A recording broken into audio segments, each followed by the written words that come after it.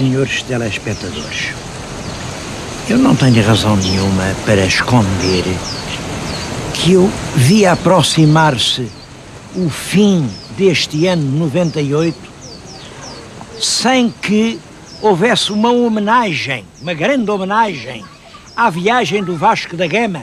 Como sabem, essa viagem é o próprio argumento dos Lusíadas, é o principal acontecimento da história de Portugal.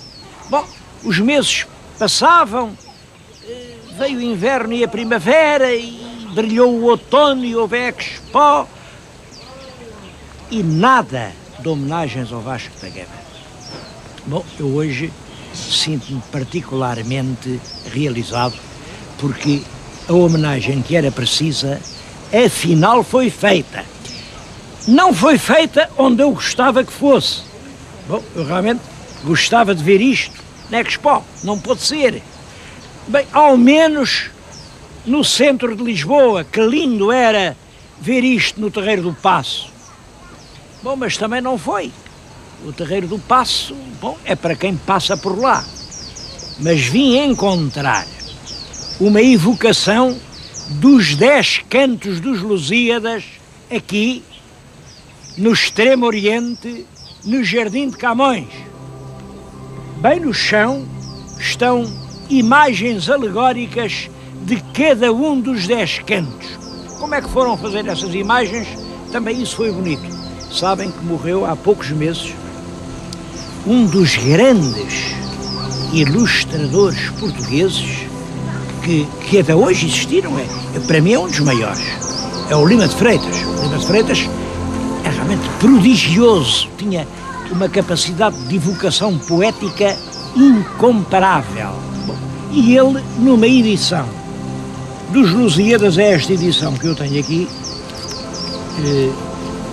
eu acho que não me fica mal dizer que é uma edição do Círculo dos Leitores, e eu estou com um exemplar da Biblioteca de Macau, e o prefácio é do meu querido antigo professor Hernani Cidade. Isto foi ilustrado por desenhos lindíssimos. Logo o primeiro canto tem Vênus. Vênus, como sabem, Vênus foi quem, segundo Camões, tornou possível a viagem dos portugueses, porque os deuses estiveram divididos. Quero dizer que, para Camões, os deuses são as forças políticas.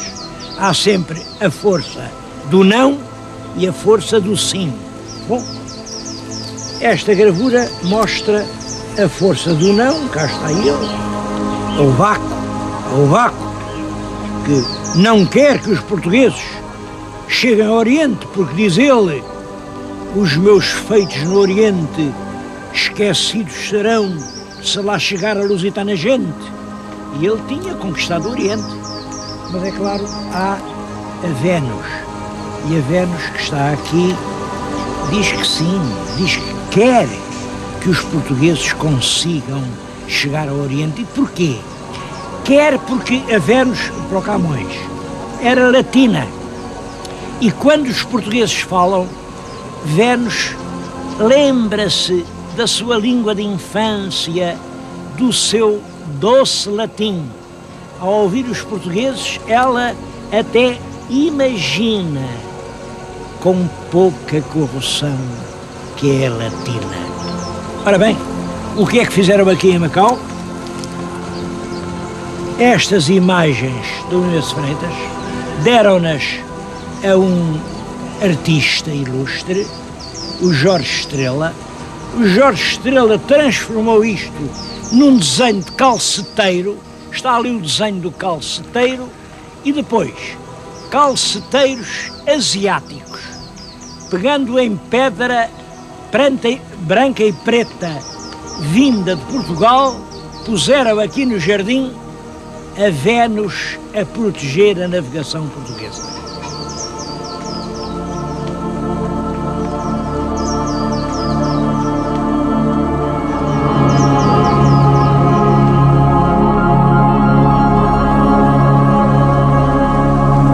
O segundo canto é a visita do rei de Melinde. Lá vem ele, acompanhado de nobres do reino e de senhores, vem de ricos vestidos adornado segundo os seus costumes e primores. Mas o terceiro canto marca um dos episódios centrais dos Lusíadas, a morte da rainha Ilês de Castro. A leitura não é inteiramente fácil, mas todos veem ali a espada. É a espada dos brutos matadores. Os brutos matadores mergulham a espada no colo de alabastro que sustinha as obras com que amor matado tinha aquele que depois a fez rainha. Esta forma do Camões de aludir aos peitos de Inês, as obras com que amor matou de amores, aquele que depois da fez rainha, é realmente extremamente significativa.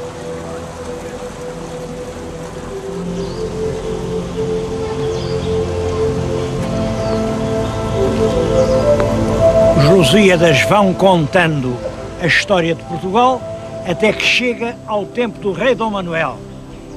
E o rei Dom Manuel tem um sonho. Está profundamente adormecido quando vê aparecer-lhe dois gigantes que estão além, o Indo e o Ganges, representam a Ásia, e os dois gigantes estão a dizer-lhe: é tempo já que mandes a receber de nós tributos grandes. E é assim que Dom Manuel manda Vasco da Gama a caminho da Índia.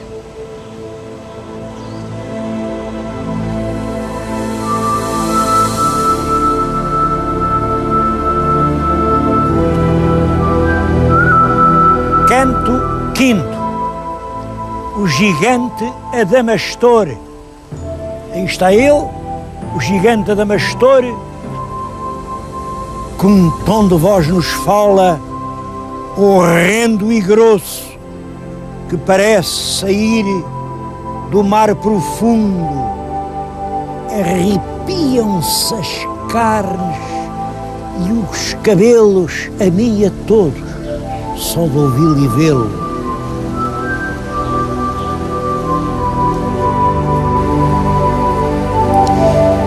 Todos os cantos dos Lusíadas estão representados. O sexto, aquele é o sétimo, este é o oitavo, o nono. Eu não tenho tempo para os mostrar a todos e paro aqui no décimo. O décimo é o homem ao leme. Os portugueses acabaram por fim a sua grande viagem e vão agora a entrar no estuário do Tejo. Eu acho que quem vai ao leme é o próprio Luís de Camões, e as palavras que ele nos diz são as que escreve nos Lusíadas. Não mais, musa, não mais, que a lira tenho destemperada e a voz enrouquecida. Não é do canto, não, mas de ver que venho falar a gente cega e endurecida. O favor com que mais se acende o engenho não dá à pátria, não, que está metida no gosto da cobiça e na rudeza de uma austera, apagada e vil tristeza.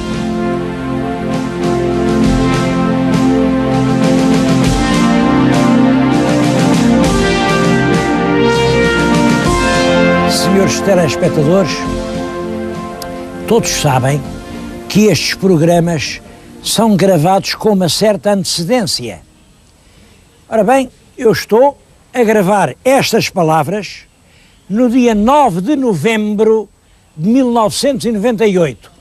E já viram, isto aqui tem qualquer coisa que não é Lisboa. Realmente não estou a falar em Lisboa.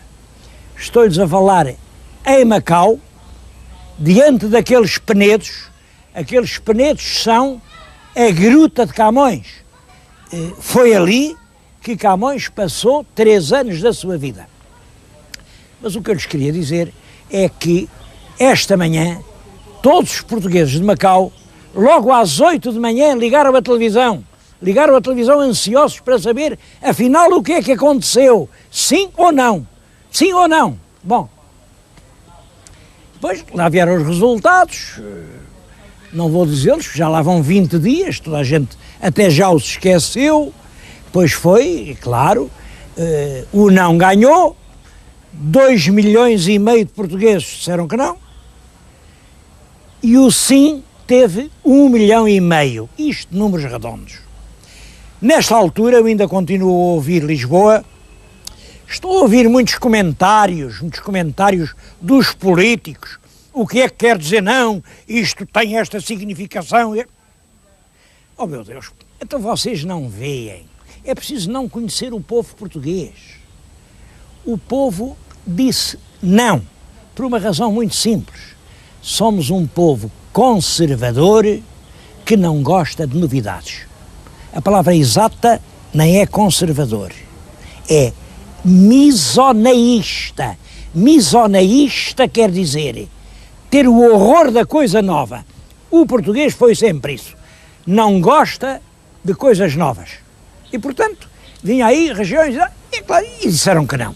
Qualquer pessoa, qualquer bom político podia ter previsto isso. Portanto, o que é preciso agora meditar não é sobre a razão porque 2,5 milhões disseram não. É as razões porque o tal 1,5 milhão disse sim, sim. Esse 1,5 milhão quereria mesmo aquelas regiões que a lei propunha? Tenho muitas dúvidas. Sem dúvida, esse 1 milhão que disse sim porque achava que as coisas assim não estão bem. Não estão bem. E porquê é que não estão bem? Não estão bem porque na resolução dos assuntos públicos há muita demora, no comportamento dos funcionários há muita preguiça, há alguma negligência, há um grande deixa andar, há um grande, olha, isso não é comigo, eu não tenho nada com isso, depois se vê, amanhã também é dia, deixa para lá. A nossa organização administrativa está por dentro cheia desse caruncho. É um ritmo de não fazer e é um ritmo que evidentemente a todos prejudica. Eu aqui em Macau estou-lhes a falar num lugar sagrado, diante da morada de Camões, e é invocando toda a sacralidade desse lugar que vou dizer estas palavras. Somos um país que já tem 9 séculos de história. Somos um país com cabelos brancos. Somos um país que já não pode perder tempo.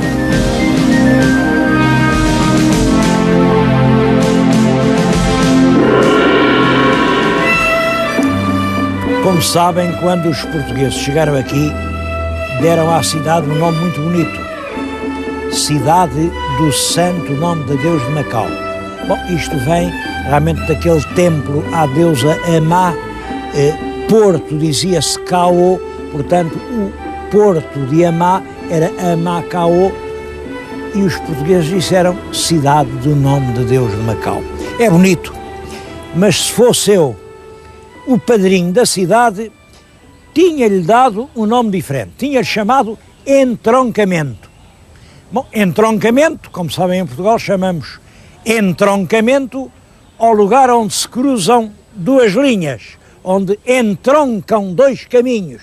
também chamamos entroncamento àquela cidade onde aparecem, onde os pepinos são do tamanho das abóboras e onde as ervilhas são maiores que as favas. Bom, esses fenómenos do entroncamento. Mas não era por isso.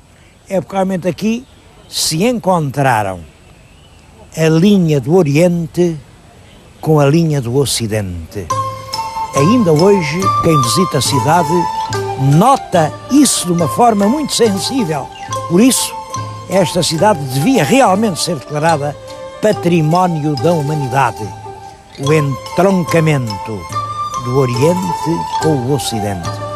Há dois nomes que revelam isso de uma maneira muito vigorosa. Um nome do século XVI, de um grande poeta português, Luís Vaz de Camões. Outro nome já do nosso século, do século XX, o doutor Sun Yat-sen, o fundador da República Chinesa. Ambos estão ligados a Macau. Sobre o Sun Yat-sen não há dúvida nenhuma, lá está a casa dele, o consultório, o hospital onde ele trabalhou. Sobre Sun Yat-sen ninguém põe dúvidas de que o seu destino esteve ligado a Macau. Bem, sobre Camões, há quem diga que não, que isso é uma lenda. Ora bem, as grutas veem os penedos, segundo uma tradição que vem desde há muito tempo. Camões, que não teria podido fazer uma casa, nessa altura os europeus não podiam fazer casas aqui, teria estabelecido a sua habitação debaixo destes penedos. Que provas é que há para dizer que Camões viveu em Macau? Primeiro, ao primeiro biógrafo, que é o Pedro de Maris, que escreve poucos anos depois dele ter morrido, e que diz terminantemente que ele esteve em Macau, que aqui ganhou dinheiro e que até diz que era um grande jogador. Ora bem, porque é que o Maris ia inventar isso? Mas há mais. Os mais antigos cancioneiros, olhem, o Cancioneiro de Madrid, diz que ele escreveu aquele poema famosíssimo sobre os rios que vão, quando ia para a China. O Cancioneiro do Cristóvão Borges, que é de 1578, ora, o Cristóvão Borges era um juiz, um corregedor, na cidade de Lisboa, portanto conhecia perfeitamente a vida do Camões. Pois o Cristóvão Borges também diz que esse poema foi escrito, e ele não diz que era quando ia, mas quando vinha, mas no fundo é tudo a mesma coisa. Ao agradecimento do próprio Camões ao Conde de Redondo por o ter nomeado para um lugar, ora, a gente nunca se falou noutro lugar que não fosse este lugar de Macau. Mas há Camões a dizer nos Lusíadas que naufragou na foz do rio Mekong. O rio Mekong é uma escala obrigatória dos navios que navegam da Índia para Macau. Há até o nome destes penedos. Estes penedos, num documento do princípio do século XVII, documento de propriedade dos jesuítas, chamam estas pedras os penedos do Camões. Reparem que são, pelo menos, 6 provas fortíssimas a confirmar uma tradição de séculos. Eu acho que perante isto, só ou com muita ignorância ou com muito feitio de contrariar é que se pode continuar a dizer que a estadia de Camões em Macau não passa de uma lenda.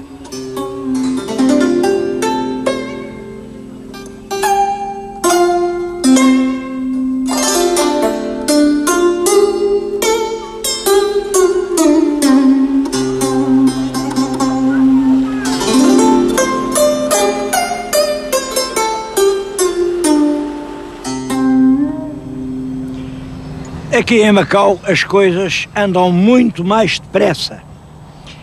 Eu vou-lhes dar alguns exemplos. O que está diante de nós é o novo Centro Cultural de Macau. Pensem nisto. Até o chão para o fazer, teve de ser inventado. Isto era o estuário do Rio das Pérolas. Fizeram o chão, o edifício começou em 96 e vai ser inaugurado no próximo mês de março.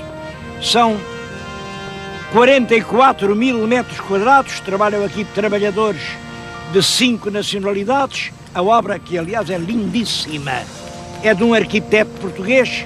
Bom, isto mostra que também podemos fazer depressa e bem.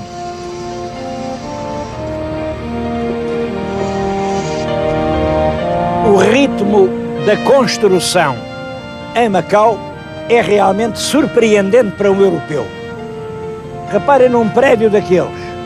Aquilo foi feito ao ritmo de um pavimento por semana.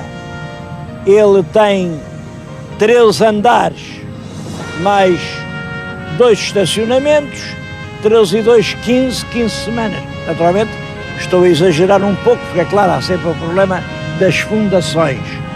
Mas significa que em 6 meses põe-se em pé uma casa assim.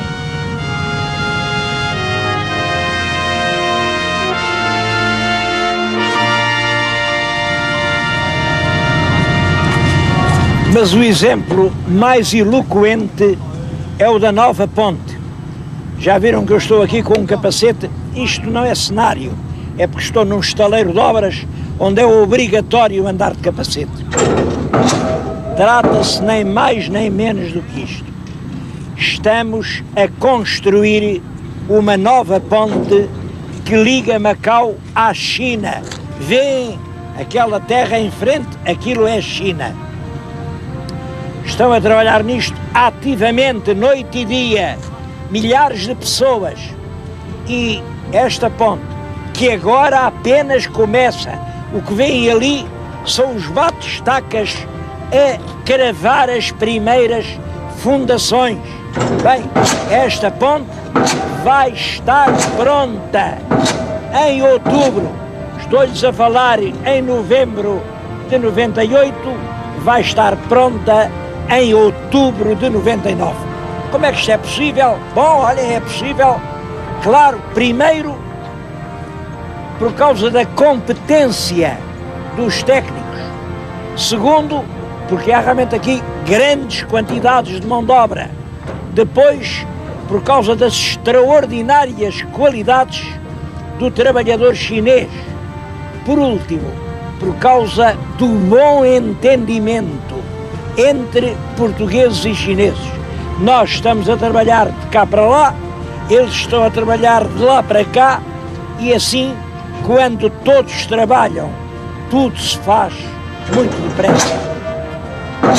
Que exemplo e que lição a seguir.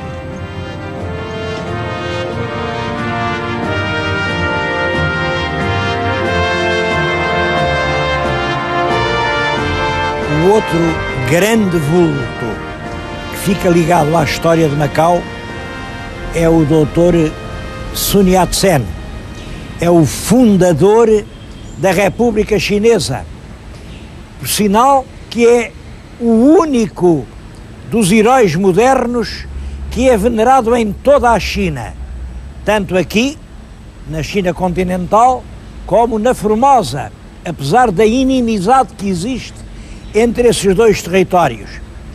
Ainda há poucas horas passei aí por um desses ferro-velhos, eles cá chamam-se tintins, e encontrei e comprei esta estatueta do Dr. Sun Yat-sen. É uma estatueta que o representa enquanto Presidente da República. Isso aconteceu em 1911. Depois disso, e durante a vida inteira, ele bateu-se pelo triunfo dos seus ideais. Naquela estátua que está atrás de mim, vê-se uma legenda em chinês, e o que a legenda diz é, literalmente, todos têm o mesmo direito ao céu, quer dizer, igualdade para todos. É preciso acabar com estas diferenças imensas que criam abismos entre os homens. Este ideal continua a ser o de toda a China e também é o nosso. Isto faz de Sun Yat-sen uma grande figura universal. Acho que não é nada pouco para Macau poder se orgulhar de dois nomes como o nosso grande Camões e como o fundador da República, o Dr. Sun Yat-sen.